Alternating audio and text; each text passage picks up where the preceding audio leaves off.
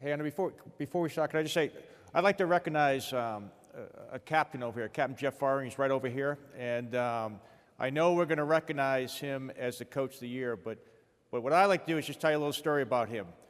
Some of you may not know this, but every single year, for the last 2 years, we play Navy and hockey. And some of you know the Chief's a big hockey player. We started a rivalry 2 years ago. And the first time we played Navy, we beat them. But it was a pickup game. And so this year, Navy came back and they stacked their team. So what we did is we stacked our team. And you know, Jeff's getting recognized for being a great coach, but he is an all-Army hockey player. And during that game, when we were playing, it was a pretty tough game, and he took a stick to the face, and if you see him after, you'll see he got a big divot out of his face. He was bleeding profusely during the game. Most would have quit, but he did not. He went out, he got stitched up, came back in. He basically motivated the team to win, and we ended up beating Navy for the second time in a row and winning matters. So how about a hand for Jeff, okay?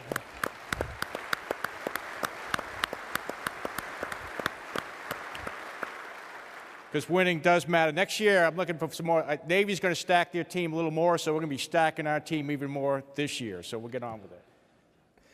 Before we begin, we'll get through as many as we can, but I think the CFT directors and the PMs, could I get you all to stand up for a second, please? All right, I'm going to order you. Please stand up. Yeah. Okay. Back in October, after we made this announcement, all these folks had a day job, and we pulled them off and pulled them up. It's good. Sit down. Thank you.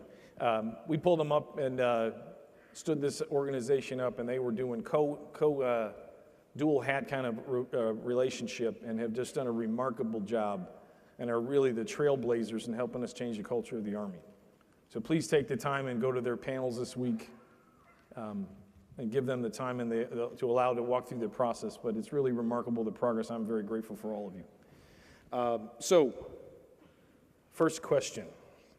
I thought General Ham would come up here and do this. I'm sorry. First question is, it seems the Army Futures Command will rightly be focused on pointing out the pointed end of the spear, focused on the operational tactical Army. Is there a similar focus on improving business systems side of the Army, where 67% of the IT budget is spent on sustaining legacy systems? I'll take that.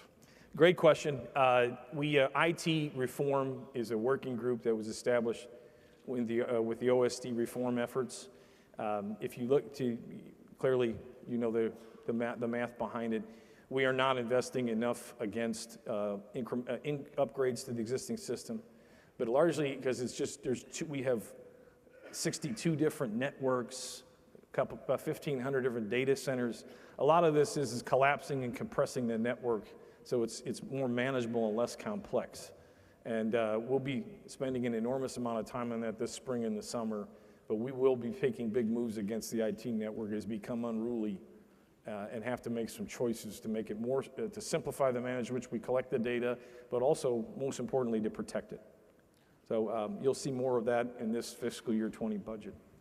Yeah, I'd like to add one thing to that. You know, we talk about the Army being people. It's our most important weapon system, our most important asset. Yet, when we look at our personnel systems, we have an industrial age personnel system. And the Secretary talked about the importance as we go forward of talent management. So we are changing the way we manage our people. And what we're doing is we're implementing a 21st century talent management system as we go forward that'll integrate both personnel and pay. The system we have in place right now, we have 3 different personnel systems. So we talk about being a total force, yet we have the active, we have the reserve, and we have the guard in separate systems. If you think about this, it's kind of like during the Civil War when we used to have different gauge railroads. So as you went from state to state, you would have to download the complete load and load it on to another train and move your way through it. It was extremely inefficient. And for our Guard and Reserve officers and soldiers out there, you know this very, very well. When you come on active duty, we lose your records, we mess up your pay for months, and that's no way to run an Army nor a railroad at that. So we're going to change that as we go in the future. The other thing is we presently manage our officers, NCOs, and soldiers by really 2 variables. This is your rank, and this is your MOS, or this is your branch. And there's so much more we want to manage people by. And so as we move in the future of this system, it'll allow us to manage our soldiers, NCOs, and officers by 25 variables. And those variables will range from anywhere what their credentialed skill sets are, what their knowledge, skills, and attributes are, and fundamentally change the way we manage people. And we believe we need to do this with the millennials and the extras that are coming into the Army. They want their talent management, and we plan to do this. Okay, next question. Sec Army described the need for a 500,000 active duty Army by 2028. We've been reading about recruiting challenges today and the difficulties young people have in meeting entry-level standards. How will we, as an Army and a nation, deal with this challenge? You want to start? Sure. The figures out there, 29% of Americans can meet the standards to come into the United States Army. And one of the ways we're doing this is we're going to put more screening systems in place to make sure that when young men and women enter the Army, they're ready to meet the standards. We've started already. TRADEC's done a great job of implementing the Occupational Physical Assessment Test, which is a 4-event physical fitness test to make sure that young men and women get in shape before they go to initial military training. And then once they get initial military training, we're screening them again to make sure that they can meet the physical demands of being in the Army. And General Abrams has done a great job. We're prototype right now in a couple of divisions. We're putting physical therapists, we're putting strength coaches, we're putting dietitians into each of the units. So when the soldiers get there, we continue to keep them in shape as they go forward. We're also looking at screening for non-cognitive skills as we go forward. But we're going to have to take what we have, we're going to have to develop that talent, and we're going to bring them in and make them better when they leave. And the only thing I'd add is, to the Vice's point earlier, the sample size is getting smaller. When 87% of the people we recruit have someone in their family that's been in the military, it starts to beg the question, are we expansive enough in our recruiting efforts? Are we sophisticated enough in the way we communicate to the entire country and recruit the best quality individuals? So our sophistication's got to get better. From the tools that we have to find the people to the manner in which we communicate. And that's as much the systems as it is the people. The senior leaders have to get out and participate in the Meet Your Army program, because a lot of the country have become disconnected from the all-volunteer force. Okay, what is the Army leadership doing to encourage international participation in the CFTs? Technology internationally has moved forward since the Big Five of the 80s. Simply purchasing a foreign company for technology pushes a one-off. U.S. Army needs a steady flow of cooperation, joint or allied cooperation. That's a very good question. Our CFTs have really been in place less than 175 days. I've been asked this question consistently when I've done functions back in Washington. And as we start to open the aperture, it will be a big part of that participation, because we need interoperability with foreign partners as well. So as this CFT process matures, it is something we'll definitely look at and potentially pursue. Yeah, we also know the advantage of foreign military sales as far as bringing costs down. And as we move in the future, we have a good budget this year and next year, but as we look in the future, we know cost is going to be critical. And the way we can drive costs down is driving up the quantity, and we want to do that. Again, I want to remind the audience that we have these microphones here, and we're trying to connect with the Vice and the Under. And so please feel free to come up and ask your questions, as well as giving us the cards. Carry on, sir. Need more coffee. Okay. Yeah, more coffee. Can you describe more the prototype, or how the multi-domain task force will be implemented? What will it look like? How will it be organized? Yeah, the thing about, we talk about multi-domain battle. I think a good starting point is start at airland battle. And that's what many of us grew up with. That's where the Big Five systems came. And if you think about what we've been doing over the last 16 to 17 years, I would argue that we've primarily been contested in the land, on the land. We've been pretty much able to sail our equipment across the seas. The last time that an American soldier was killed by an enemy aircraft was April 15th, 1953. So we really haven't been contested in the air from enemy air, and we really haven't been contested in space and cyber. But we don't think that is the future. So as we start to talk about where we're going in modernization, we start to look at it, and we take a look at what happened in Ukraine, and we look at our near-peer competitors, and we take a look at the National Defense Strategy, we know that we are going to be contested in every single domain. We know that our enemies and adversaries are going to put in place anti-access and area denial measures that we're going to have to use the joint force to overcome. So as we talk and you hear the cross-functional teams talking, that's what they're getting after. We're not trying to fight the last war better. We're trying to win the next one. And the next one is becoming clearer and clearer as we go forward. And from where we sit, as all the historians know out there, you know, the best way to prevent war is be prepared to win one. And that's what we want to do with our modernization effort. The last question, so we need you guys to get more coffee. How do you envision defense industry partners interfacing with the Army Futures Command? Entry points, what should industry be looking for?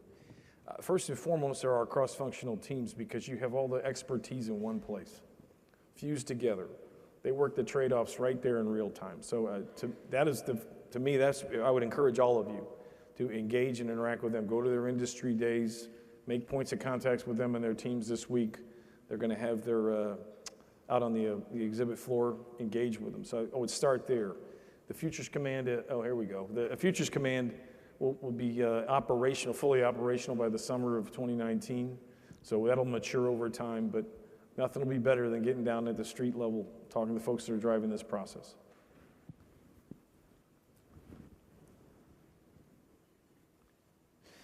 I completely agree with the creation of Army Command that focuses on the future. Thank you. Yeah. How is Futures Command? We appreciate that. Okay. We're cleared hot now. Okay. That's one. All right. Okay.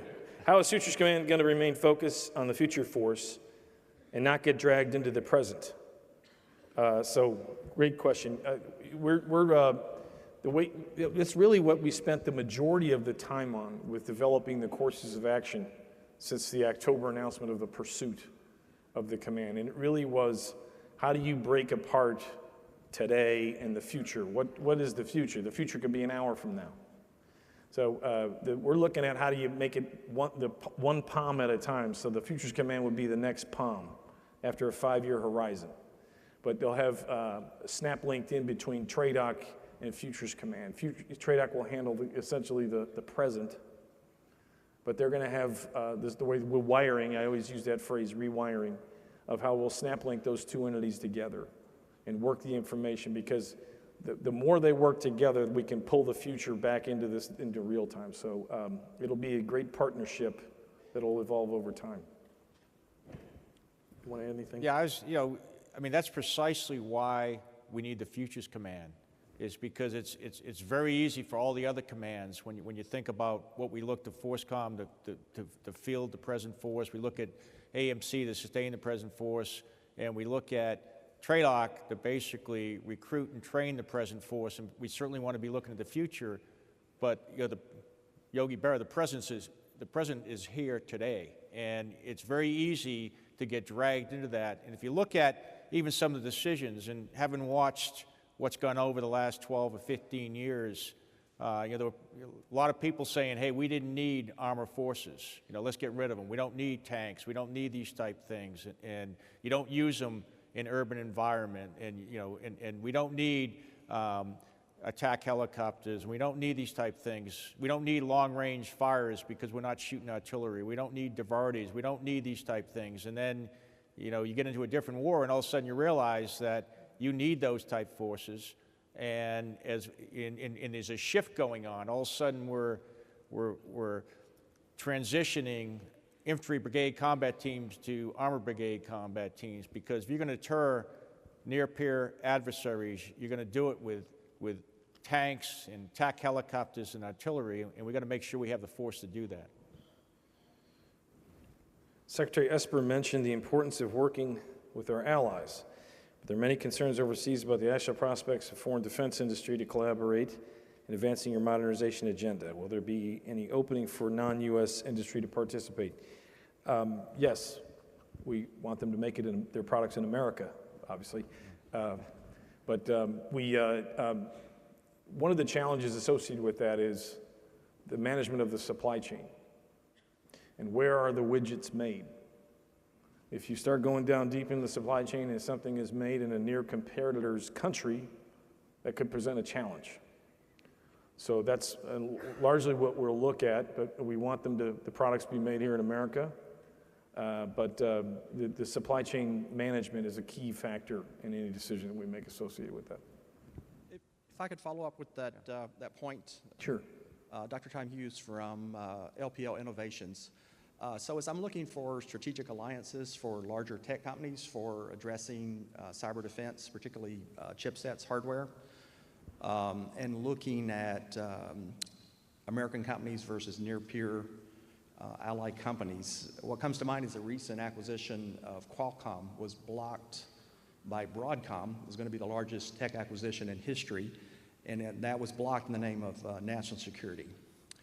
Having worked at both companies and working with folks who are trying to decide, what strategic alliances to make, that's obviously important to me and my peers. So I was wondering if you had any insight into the reasoning behind that particular decision and going forward as we decide who to work with. These chips are immensely complicated. There's very few fabs around the world that can do them. Matter of fact, the only two in the world that can do 5G, which is what that acquisition is about, is in Taiwan and South Korea, none in the U.S.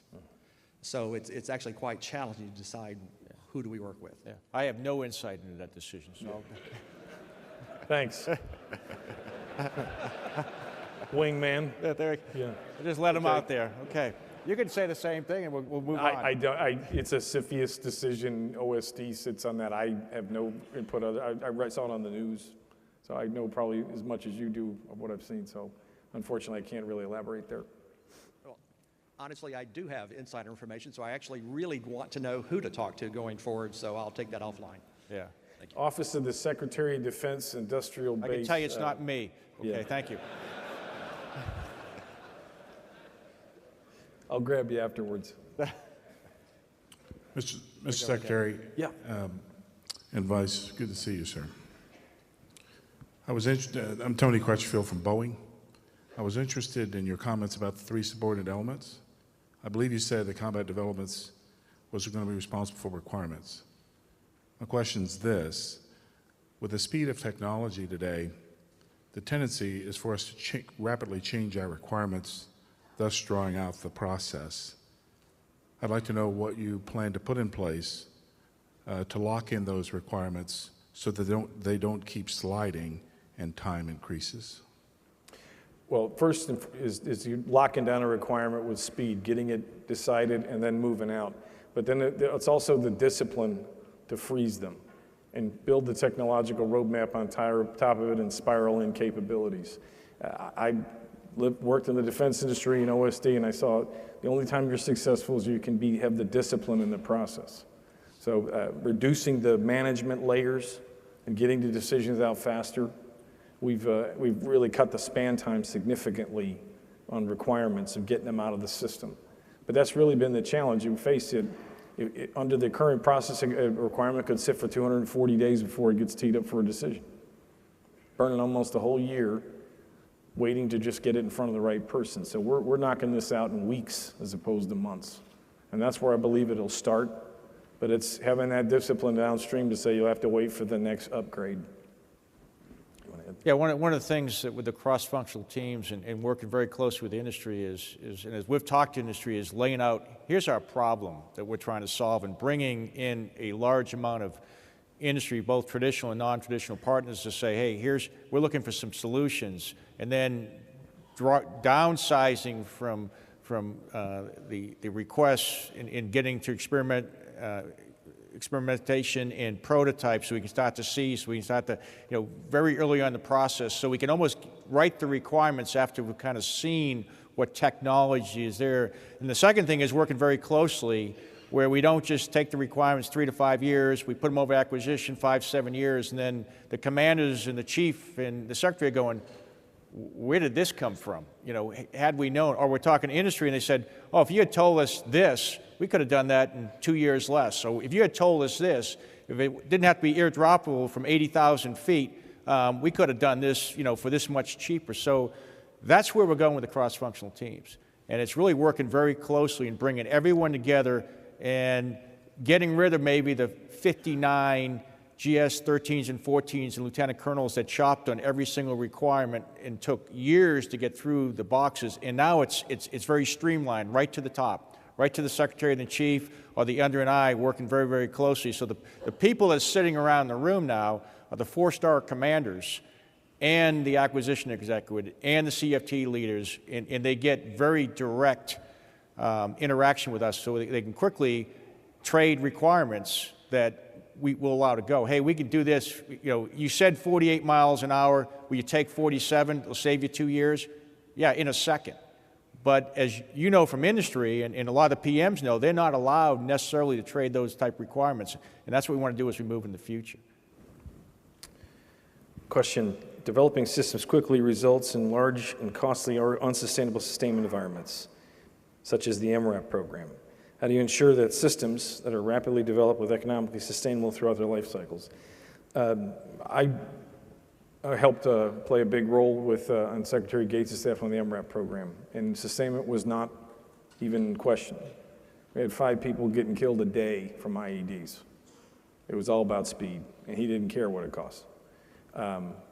We're in a different environment now, and a key performance parameter with everything is sustainment on the front end.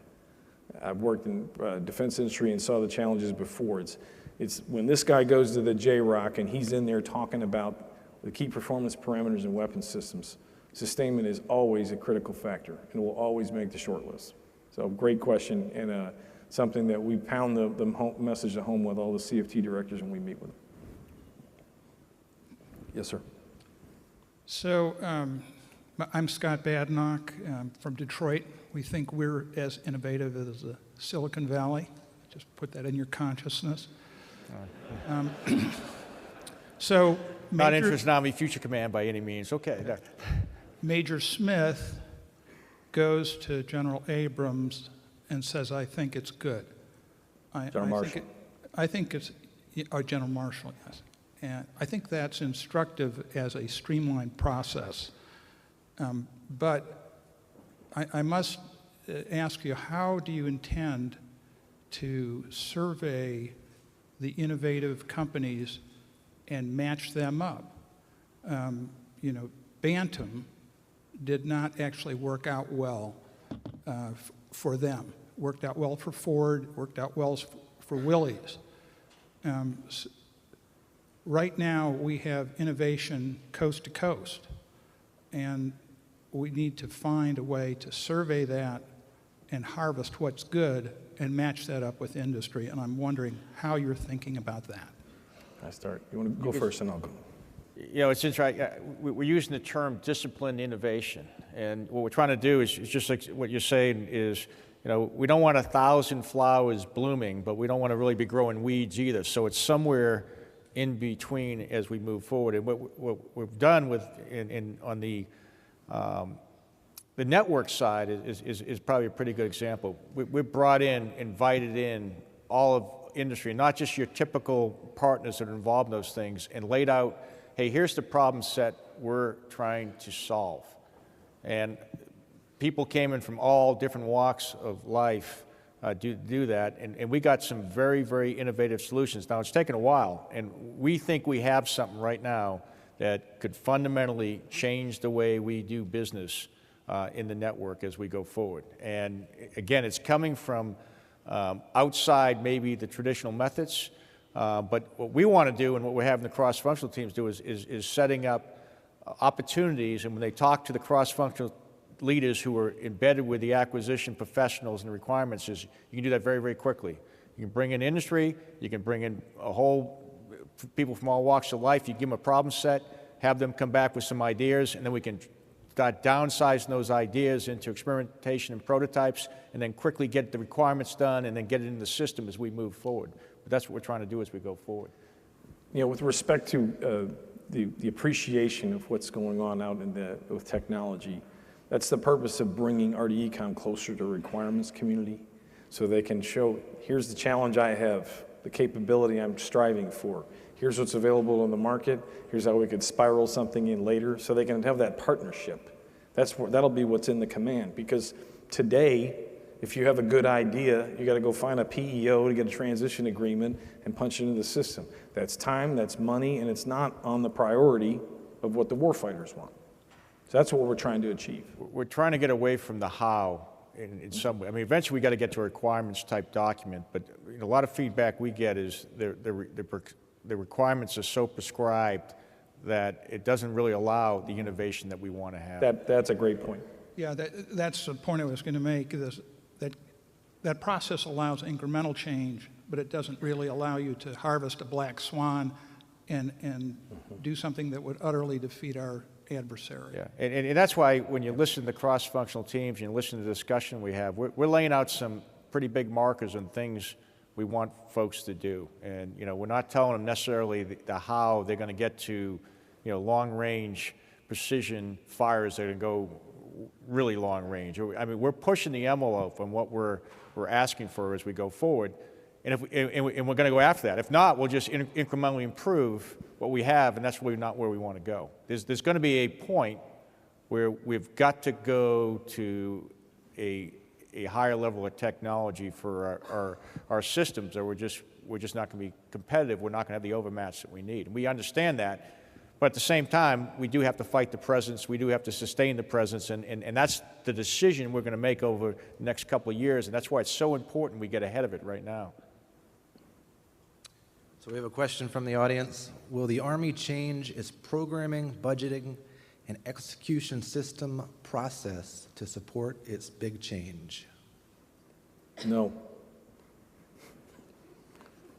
We have another question Well, from the audience. Well, changing the PPB, we need OSDs to bless that off, and we probably want to talk to our friends in Congress about that a little bit too. So it would be, it's a complex undertaking. But you know, within the process, and this is where working with congressional members, and there's things we can do to be more agile, but it does take, you know, first of all, we got to know what we want, we got to know what we want to do, and we got to have good collaboration across the front to do that. But the process is pretty much legislated the way it sits right now. Okay, another question from the audience. How will the Army utilize other transactional authorities to spur innovation moving forward? You want me to take that? Okay. OTAs, it's an authority that was granted to us. I think it was the most recent 16 NDAA. A wonderful tool for us for prototyping and experimentation. But we're trying to be very disciplined with this authority so we don't lose it.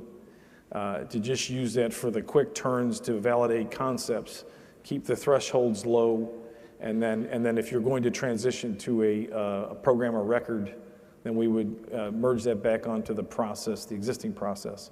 But it's something we're watching very closely and communicating consistently with Congress, because it is new. And if you kind of abuse the authority, it'll be taken away. So it's something we're going to mature over time, but our CFTs are using it to validate concepts. It's a great authority, and we intend to use it as much as possible, but very judiciously. Okay, as we look forward to the much-needed Futures Command, what will be the anticipated residual effects on the other major Army commands, especially at TRADOC and AMC? Okay. If you look at the rewiring, and I talked about it in the presentation, the elements of ARCIC and RDEcom, we need to fuse them together. So they will be foundational elements in the command, but they're not changing zip codes. They live here. They're going to work in this command. We need to bring them closer to the requirements community so that when you have a challenge, you have an issue you're trying to solve, the S&T work to be lined up precisely with those requirements, folks. So we maximum utility of every dollar and focus it against the chief's priorities and get the best outcome possible. The teamwork and the collaboration reduces span time. It takes away confusion, so you really understand each other's intent. You work the trade-offs in real time. But those are foundational elements. There are other subordinate pieces associated from TRADOC and AMC that will be fused into the new command. But that will help provide a lot of focus and clarity to those commands as well. I think the chief looks at it when he sees these 4 commands, FORCECOM for readiness, TRADOC for assessing and training and doctrine soldiers, the AMC for logistics, and Futures Command will be just that, working the future of the Army, developing our future. Anything you want to add, Mike? Yeah, I think a lot of it's alignment. You know, I mean, we have incredible people doing wonderful things out there, but when you take a look at the way we're structured right now, are we aligned to get the equipment in the hands of the soldiers? You know, that's what winning looks like in this business. Is we need the best technology in the hands of our soldiers, and we got to be able to field that. We got to be able to acquire that, and we've got to get every single person that's involved in that process aligned, so they're doing the same thing. So you start over here in science and technology, those projects, that basic research is going to end up working its way through, so it's in the hands of some soldier, and we understand about, you know, you want to fail early, you want to fail cheap, but you don't want to fail all the time, you know. And when we look at science and technology, and we look at research and development, if that is not eventually in working its way across into the hands of a soldier, then that's not for what us, that's not what it looks like for us as we go forward. Okay, this next one is for Secretary McCarthy. Much of the focus has been on shortening the requirements development process. How will you address challenges in contracting? Do you intend to increase staffing in this area to expedite the process? I don't know about, I mean, I always get nervous about increasing staffing to anything, because the leaner an organization is, faster the information moves, the less bureaucracy, the less layers. The first thing I always look at is really scoping the problem. Why is it slow? Why is it disjointed? Dr. Jetty has a lot of great ideas here, and it's looking at how can it come closer to the work they're doing with the Futures Command effort. But that will take time, but initially I would say that you want to reduce the confusion and reduce the size of an organization, simplify its management processes. But there's a lot of work to be done there, and that's something we'll have to shift to in this calendar year. Okay, another one is, does the focus on the future imply that the current organizations, such as the Rapid Equipping Force, will remain to focus on immediate urgent requirements? We can both do that. You want to go first? You go first. Okay, the REF is something, you know, I look at the REF and the RCO, they're like golf clubs. I turn to the PEO and I need something now. I'm going to REF it. Here's your 7-iron. It might take longer. RCO, it's a wedge. It may take 2 or 3 years. It may take a couple shots to get there. But those are existing capabilities that really should derive from the acquisition community. So because you want to make sure that whatever it is that they procure, we make a determination if it should stay in the system or not. So we're not going out and buying capability and just adding programs, and it becomes unruly to manage. Today, the Army has over 800 programs. How do you sustain that? How do you afford that? So we're looking at how we fuse those pieces together, but they do remarkable work, both of the organizations. But are they investing money? Are they investing against the chief's priorities? So it's bringing discipline to the system so that whatever it is they procure and that we want to keep it then can be turned into a program of record and survive. But we were accumulating a lot of capability over 17 years of war. We got a lot of programs. It's very expensive, and it just drags down our balance sheet. You know, Yes, people like to go back to the glory days of acquisition, and they say, hey, we had the big five, and they make, hey, you know, and that's where we and much of the big five we're still using today. We've incrementally improved it. You know, the M1 tank that was coming out of the 70s, 80s is not the same thing as the M1A2 SEP version 4, 5. You know, the AH-64 Alpha is not the same thing as the Echo model we're flying. They look similar, but the technology of those is significantly different. As the Secretary said, it's really coming down to priorities. And the reason the Chief outlined the 6 modernization priorities, because that's where our effort's going to go, that's where our resources are going to go. Under that umbrella, there may be 2 or 3 programs that come out. You know, there may be 12, 15 programs. So we're going to focus the energy of the Army staff on to field those type programs, and there'll still be other things getting done. But the focus of the leadership, the focus of the 4-star commanders is to get those major programs into the hands of soldiers in a timely and a costly manner. This is for both or either. The Navy has done a lot of R&D on how to sink enemy ships. The Army and the Marine Corps need a land-based mobile anti-ship missile for its rocket artillery. Can you give me a warm fuzzy, with scare quotes, that collaboration and cooperation are happening to field this capability? Is General Milley sending those questions down here? Yeah. Maybe. You want to start? I'll talk about the collaboration. Yeah, I mean, there's a lot. I mean, you know, it's interesting. You'll hear this as we talk about long-range precision fires, but a lot of this is being driven by the notion of the anti-axis aerial denial capabilities out there. So we recognize that we need long range. And we're talking long range, we're talking very long range. And there's projects going on at the OSD level, there's Navy and Army collaboration going, and there's different approaches to this that's happening right now. What we're trying to do is look at, there's different horses out there running right now. We can't afford to bet on every horse. We're going to eventually have to get down to, and we think this is going to be a winner, and we're going to go after that horse and we're going to move forward, or we're going to use someone else's money and say, hey, will you bet on that horse for us as we go forward, and try to have keep the options open as we go forward. But what we want to see is, we know we need to be able to do that type of thing.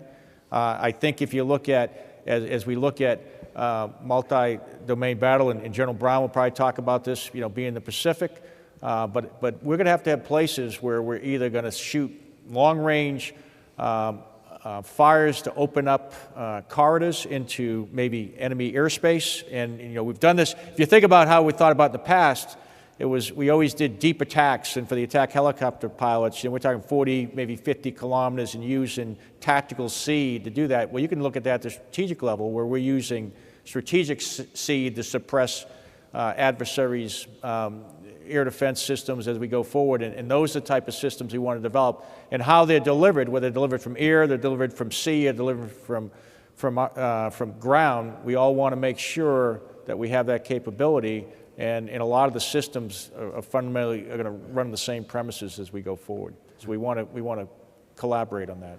With respect to the internals of the department, Undersecretary of Defense for Research and Engineering, Dr. Mike Griffin, is his #1 priority. He's really trying to corral all of the existing efforts. Very excited about some of the work being done right here in Huntsville in particular. But I think what you'll see is a more collaborative effort from the department. The issue there is just not getting overly complex with requirements in a joint program. But very good collaboration, a lot of teamwork. The Vice and I spent a lot of time down the hall. Yeah, anyone ever remember Explorer 1? Hear about that? For some of the folks that are here, the Explorer 1 was the first rocket to put a satellite into orbit, and it was done down here in Huntsville, and it was done by the Army, and it was the first one off the bat. And there was another service that was building another system that didn't quite get off at this time, and the Army came through. So we're expecting the Army to come through this time. Go Army. Beat Navy. Beat Navy.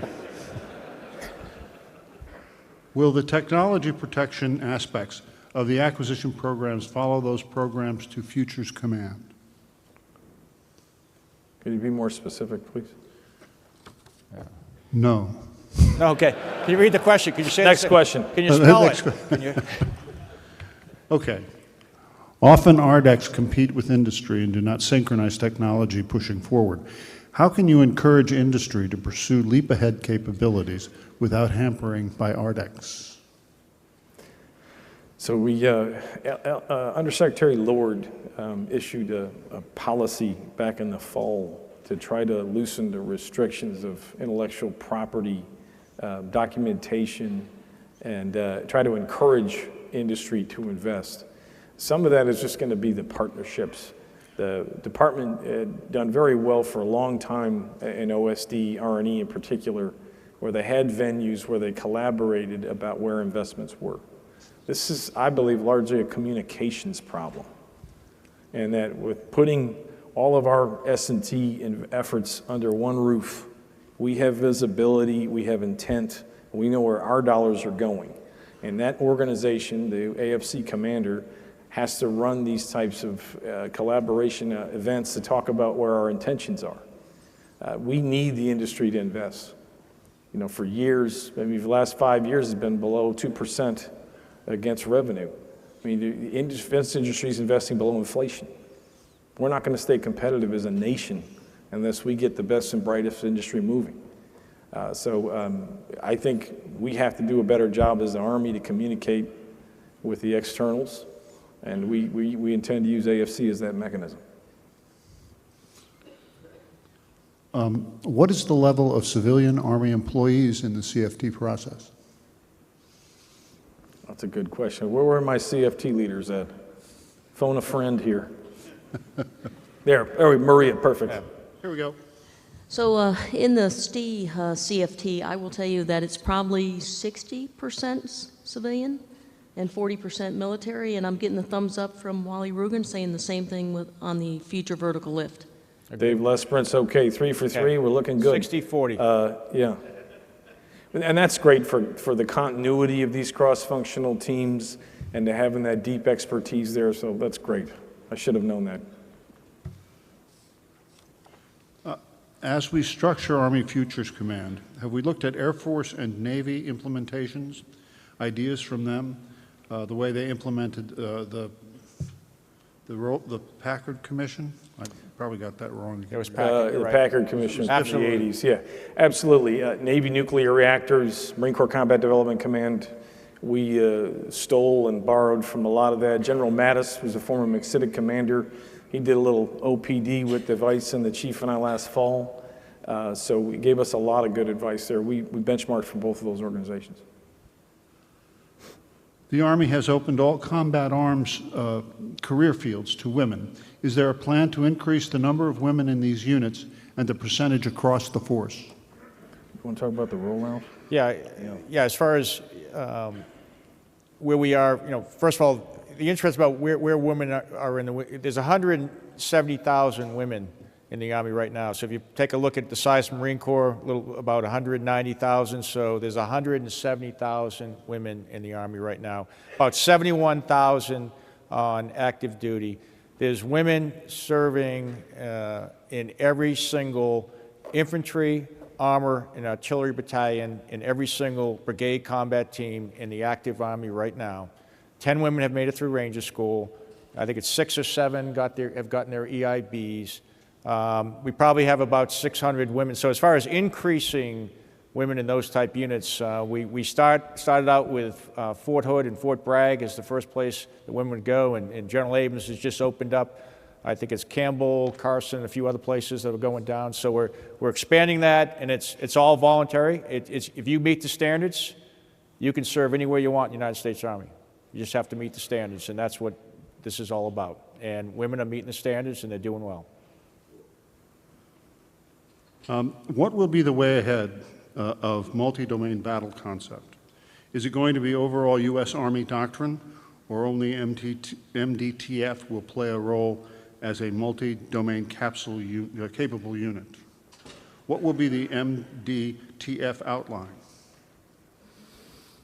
Well, I think what you said is only going to be the Army, and General Brown can probably talk about this when he gets up here later, but multi-domain battle is something that all the services are taking a look at, because quite frankly, when they see it, they start to see interest. They start to see the value of having the entire joint force involved, and when we look at, we're going to be tested in all domains. You know, the idea that the Navy and the Air Force is talking to the Army about having long-range precision fires and taking a look at that. And we're looking at being contested in space. So how do we avoid that dilemma, with having exquisite satellites that may be in position where there'll be problems with that? So there's ways to solve those type problems. And what we're looking between the services is there's not enough money to go around, so we've got to collaborate. We've got to share the same vision of the future. And right now, everyone sees multi-domain battle is the way ahead. It's just in the details. And right now, we're working at bringing that down to echelon. What does that mean? And Mike Lundy and his team are going to do that. What does multi-domain look at echelon, so we have a clear picture of that as we go forward. Army Futures Command will streamline innovation and processes, and also promote the agility of thought and mutual understanding, which is also a focus of the Army's broadening assignments program. Will implementation of Futures Command change the emphasis on mid-level leadership development and dialogue that we see through broadening assignments writ large? Yeah, I'll go ahead and take that one, because being a former G1, I probably should know a little about that as far as broadening assignments. But I mean, the way we're set up right now, and I think we're going to change in the future, is as we move to a talent management system. But broadening assignments right now are set up where there's multiple accesses you can leave after, basically expect all the officers come in, command a company, and then they go into what I would call their wonder years, where they have a chance to go off and do something else and broaden their assignments. And a lot of people think broadening assignments are just going to grad school. That's an option, but that's not what really it's all about. We have tactical broadening assignments with those who have a skill set or a talent in combat operations or tactical environment. They can go off and they can go to Ranger battalions, they can go to the 160th, they can go to our special mission units, they can go to our security force assistance brigades, they can go to the CTCs and continue to operate in the tactical environment and continue that skill set. We also have an institutional broadening track where they go off and they do recruiting, they do ROTC, they work on the platforms of the various organizations, and then we have what we call scholastic broadening, where they become joint JCS fellows, they become congressional fellows, they can go teach at West Point, they can go into some of our engineering programs, and those are the paths we have. What we see in the future with Futures Command is there'll be a path for that too, and even as we move even to once we get the talent management system in place, we can see where we will put people for longer times and longer periods to take advantage of that expertise as we go forward. The only thing I would add is I think Dr. Jetty stepped out, but Jeff White, the principal deputy in acquisition down there in the second row, we're talking a lot about fellowships with companies. Getting out and spending 9-10 months with a corporation, understanding why every 90 days there's heavy breathing when the earnings calls come, and how do corporations function? How do they make decisions? It's incredibly important that we have that appreciation as you're sitting across the table from somebody, so you can negotiate an outcome that works for both of you. So it's something we both, the three of us, talk about a lot and are going to continue to push as a broadening assignment, critical broadening assignment, mid-grade officers. Last question. The Honorable McCarthy stated PMs would be matrix to future commands. Can you explain the rationale on this, vice them being a direct report? Can I explain the rationale? Was it for me? Either one. I'll take it. I mean, here's how I see it. As far as what it's really doing is building a team. And at the end of the day, supported versus supported relationships, the person being supported is the soldier. And what we're trying to do is get the soldier the equipment they need so they can win in the battlefield. So the question becomes, how do you do that? And so we look at there's legislation that requires the PMs and PAOs, they report to the ASALT executive, which is the way it's going to be, but at the same time, they're in support, they're working with, they're collaborating with the CFTs and Futures Command, so we don't have seams of gaps as we go forward. It's very close. That discussion, that collaboration is going back and forth as we move in the future, and they are bringing those products to bear as we go forward. Yeah, it's a formal designation to work with this requirements leader. They still work for Dr. Jetty. Dr. Right. Jetty still has the milestone authority with General Milley's concurrence for milestone approval, but we just want to have that formal relationship that they work together, to the Vice's points. Thank you, gentlemen. Let's have a big round of applause for the Vice and the Undersecretary. That's a mic drop. Let's take an in-place stand-up break while we get the panel set.